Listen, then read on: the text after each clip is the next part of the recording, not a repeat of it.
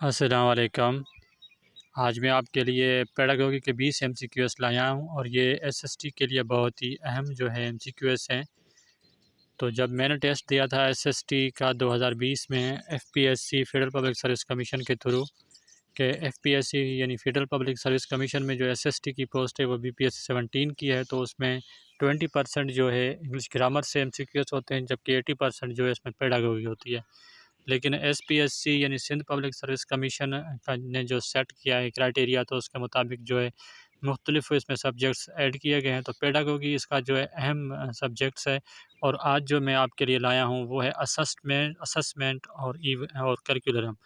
तो असेसमेंट और करिकुलम ये ऐसे टॉपिक्स हैं जिसके सिवा जो एसएसटी के ख़ास तौर पर जो पेडागोगी के एमसीक्यूज़ होते हैं या एसएसटी की जो टेस्ट होती है जिसमें पेडागोगी के एमसीक्यूज़ होते हैं, तो ये असेसमेंट और करिकुलम के सिवा ये जो है बिल्कुल इनएलिजिबल होते हैं। यानी करिकुलम और उसके अलावा असेसमेंट के लाज़मी तौर पर मस्ट जो आप समझ लें कि लाज़मी तौर पर इसमें एमसीक्यूज़ आते हैं। तो अगर आप आज में जो मैं 20 एमसीक्यूज़ लाया हूँ, ये बहुत ही अहम एमसीक्यूज़ हैं और ये असेसमेंट और करिकुलम के हवाले से हैं। अगर थोड़ा-सा आप कॉन्शियस हो जाएँगे, फ़ोकस करेंगे, तो इंशाअल्लाह ताला आपका जो है इसमें काफ़ी फ़ायदा होगा। और उसके अलावा आप काफ़ी सारे जो है इसमें आपके एमसीक्यूज़ करेक्ट इंशाअल्लाह ताला निकलेंगे और काफ़ी सारे मार्क्स जो हैं आप हासिल कर सकेंगे इस टेस्ट में। तो वीडियो को कंप्लीट देखिएगा। हम 35 तक जो एमसीक्यूज़ हैं वो ऑलरेडी पढ़ चुके हैं। आज हम क्वेश्चन नंबर 36 से स्टार्ट करते हैं। तो हमारा क्वेश्चन नंबर 36 है, dash is a detailed prepared teaching plan.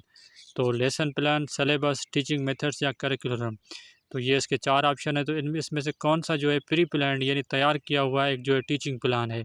तो क्वेश्चन नंबर 36 का जो करेक्ट आंसर है वो है डी यानी करिकुलम। उसके बाद हमारा अगला क्वेश्चन है 37 पर है, करिकुलम इज़ डैश। करिकुलम क्या है? A road map for teachers, a guide for teachers, a documents which tell us every activity inside और outside the school and all the planned learning offered by school. और D पर है all of above.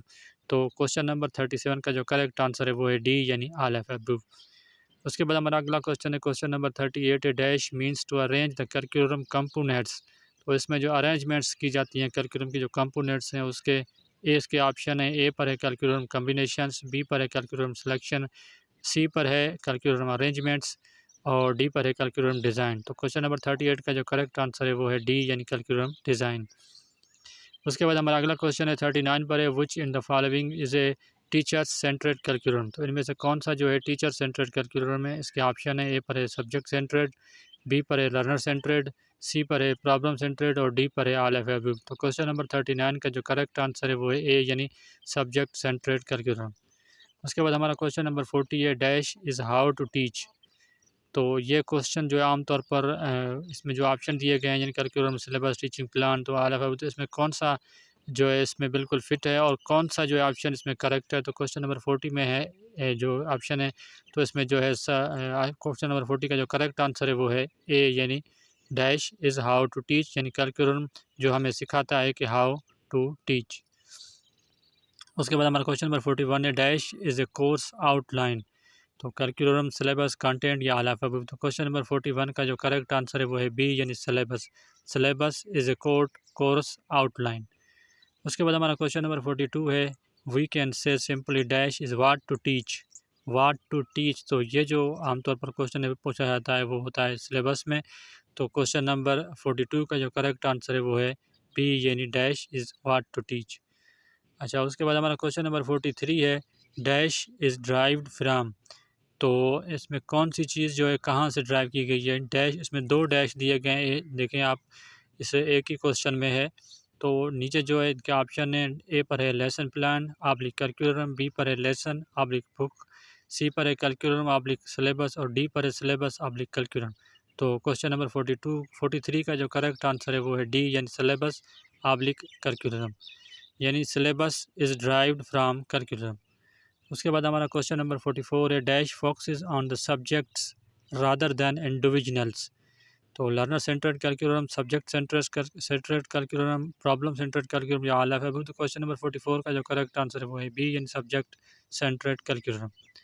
उसके बाद हमारा question number 45 है, dash is A authoritative style of learning. तो इनमें से कौन सा जो है अथॉरिटेटिव स्टाइल ऑफ लर्निंग है? Learner centred curriculum, subject centred या प्रॉब्लम सेंटर्ड। तो क्वेश्चन नंबर 45 का जो करेक्ट आंसर है वो है बी, यानी सब्जेक्ट सेंटर्ड करिकुलम। उसके बाद हमारा क्वेश्चन नंबर 46 है, डैश एलिमेंट्स ऑफ करिकुलम। इनमें से कौन सा जो है एलिमेंट ऑफ करिकुलम है? Objective, content, assessment, all of above. तो ये सारे ही जो है एलिमेंट्स ऑफ करिकुलम है। क्वेश्चन नंबर 46 का जो करेक्ट आंसर है वो है डी। हमारा अगला क्वेश्चन है 47, ILO यानी integrated learning outcome is focused in dash. तो ILO जो किस चीज़ से रिलेट करता है? कंटेंट से और असेसमेंट से, टीचिंग मेथड से या ऑब्जेक्टिव्स। तो क्वेश्चन नंबर 47 का जो करेक्ट आंसर है वो है डी, यानी ऑब्जेक्टिव्स। उसके बाद हमारा क्वेश्चन नंबर 48 है, which in the following is are curriculum model. तो इनमें से कौन सा जो करिकुलम मॉडल है? राफला टेलर 1940, हिल्दा तप्पा 1962, उसके अलावा व्हीलर्स मॉडल 1978। तो क्वेश्चन नंबर 48 का जो करेक्ट आंसर है वो है डी, यानी ऑल ऑफ अबव। तो ये सारे ही जो है तीनों जो है करिकुलम के मॉडल हैं। उसके बाद हमारा अगला क्वेश्चन है 49 है, dash is a general term that include the full range of procedures used to gain information about students learning. तो इसके जो ऑप्शन है, ए पर है मेजरमेंट, और बी पर है टेस्ट, सी पर है असेसमेंट और डी पर है ऑल ऑफ अबव। तो क्वेश्चन नंबर 49 का जो करेक्ट आंसर है वो है सी, यानी असेसमेंट। उसके बाद हमारा क्वेश्चन नंबर 50 है, dash is a set of questions assessment, measurement, content और टेस्ट। तो क्वेश्चन नंबर 50 का जो करेक्ट आंसर है वो है डी, यानी टेस्ट। उसके बाद हमारा क्वेश्चन नंबर 51 है, dash is a set of criteria assessment, lesson plan, both and B या रूब्रिक। तो क्वेश्चन नंबर 51 का जो करेक्ट आंसर है वो है डी, यानी रूब्रिक। रूब्रिक में जो है असल में एग्जामिनर जो होता है, जो स्टूडेंट्स की कापियाँ चेक करते हैं, इन्विजिलेटर्स जो होते हैं या टीचर्स होते हैं, वो एक क्राइटेरिया जो है सेट करते हैं और उस क्राइटेरिया को जो है रूब्रिक कहा जाता है। उसके बाद हमारा क्वेश्चन नंबर 52 है, through dash we can measure the teaching learning process. तो किसके ज़रिए जो है हम टीचिंग लर्निंग प्रोसेस को जो है मेजर कर सकते हैं? असेसमेंट के ज़रिए, इवैल्यूएशन, मेजरमेंट या ऑल ऑफ अबव। तो क्वेश्चन नंबर 52 का जो करेक्ट आंसर है वो है बी, यानी इवैल्यूएशन के ज़रिए।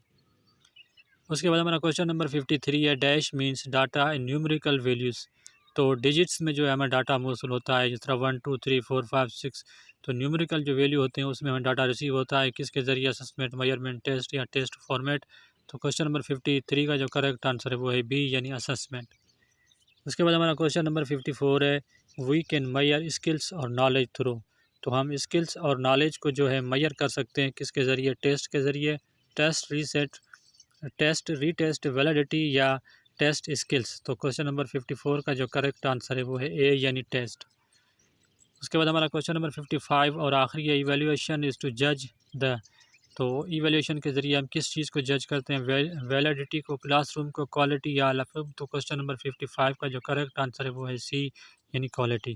तो ये था आज के लिए। वीडियो कैसी लगी कमेंट्स करके बताएं।